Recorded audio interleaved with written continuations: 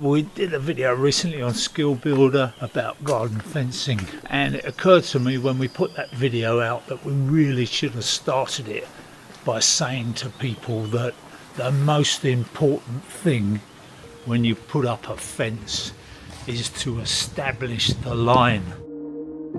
The fence line and the legal boundary are not always the same thing. A fence is just a physical thing you can see, but the legal boundary is what is shown and described in the deeds and on the plans. And even then, it's often only shown as a kind of general boundary, not a millimetre perfect line. So don't assume that the old fence must be right just because it's been there for years. Because if you go to all that trouble to put a fence up and then somebody argues about where it should have gone, you haven't really got the line worked out properly. It's a very expensive business to move it. One of the common myths is that you always own the fence on the left or the right, or the side where the posts are showing. But be careful with that because there's no universal rule. Sometimes the deeds give you a clue. Sometimes there's a T mark on the plan, and that's a good indication. But sometimes the paperwork isn't very helpful at all. Now, on my deeds at home, for example, it says that the property owner must maintain a fence along the boundary line. If the fence falls down and you're friendly with your neighbour and you go, oh, we can kind of share the garden, we don't mind the kids and the dogs running to and fro, but then that neighbour moves and the new one moves in and then the trouble starts. Good fences make good neighbours. Well, not always, obviously, there are other things you can fall out over, but the line of fences, boundaries, is one of those things that people are very, very sensitive about. Now, before you start on that fence, gather what evidence you can. Look at your title plan, look at the old conveyance documents, the transfer plans, estate agent plans, planning conditions, old photographs, anything that shows where the boundary was intended to be. Then look on the ground for clues, old post holes, curbs, walls, hedge lines, paving changes, or anything that suggests where the old line actually ran. If you've got a drone, that can also be useful because you can get an aerial view. So what I always do, I'm putting up any kind of fence, any kind of wall along a boundary, I see the neighbours and I say to them, look, this is where we intend to put it. Are you happy? Do you agree with this line? And if you don't, tell us why and tell us where you think it should go. Now, if the neighbour agrees with the line, it's worth just putting that in writing. Just say, look, I'm only doing this not to be hostile or pedantic, but just in case one of us moves, it gives the other one protection. And it doesn't have to be a legal document. It can just be a polite email or a message saying, this is where the line is that we've agreed for the replacement fence. Because that is better than relying on memory. As the late Queen Elizabeth said, recollections may vary. People move, memories change, and a future owner may not know what was agreed. So Land Registry is obviously another great way of finding things out, but the title plan is useful, but you mustn't treat it like it's the setting out drawing. In most cases it just shows the general boundary, but not the exact line to the perfect millimetre or inch if you prefer. So it's part of the evidence, but it may not be enough if there's a serious disagreement.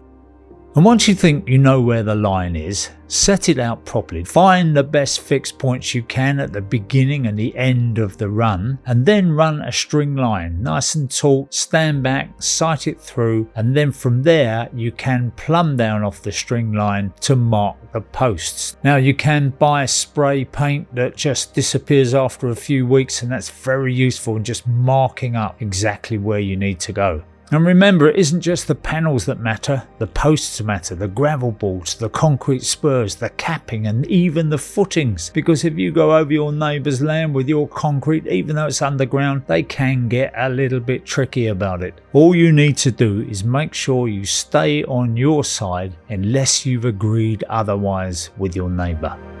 All kinds of arguments can arise.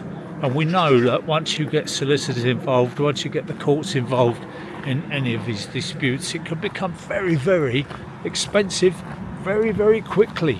Now, if there is a disagreement, don't just rip the old fence down and move the line while the neighbour's out, because that way small disputes become very expensive and heated. Stop, think about it, take a breath, gather the paperwork, mark out the proposed line, talk it through, and if necessary, get proper advice before you do anything at all. And if it really can't be agreed, a boundary surveyor is a better bet than a solicitor, because once you get solicitors involved, not only does the price go sky high, but the temperature goes up. Nobody likes getting a solicitor's letter. The aim is that you should be looking to solve the problem, not win a war. Remember, what we want is peace, not victory.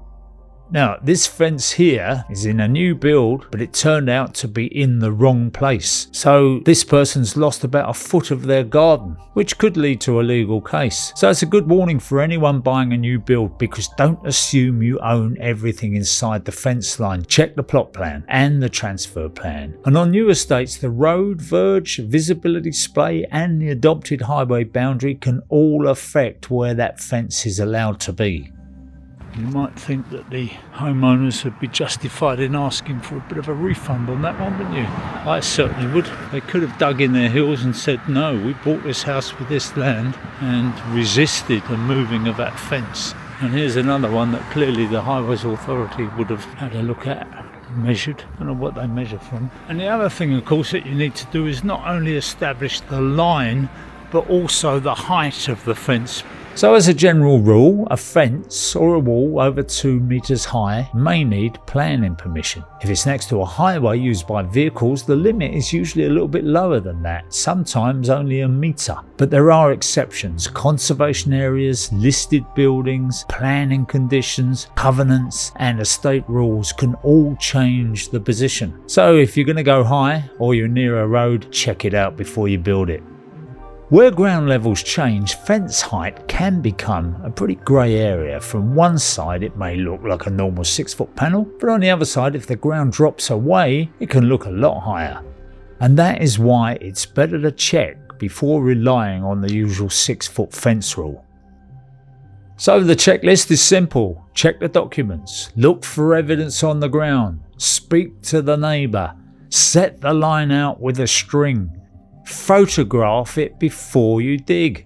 Keep all the posts, concrete and boards on your side. Check the height and never assume the old fence is right just because it's been there for years. I'm Roger Bisbee. I hope you found that helpful, and if you want any more advice, just put it in the comments below and we'll try and help you out. And remember, love thy neighbour, peace man and all that, because the alternative is horrible.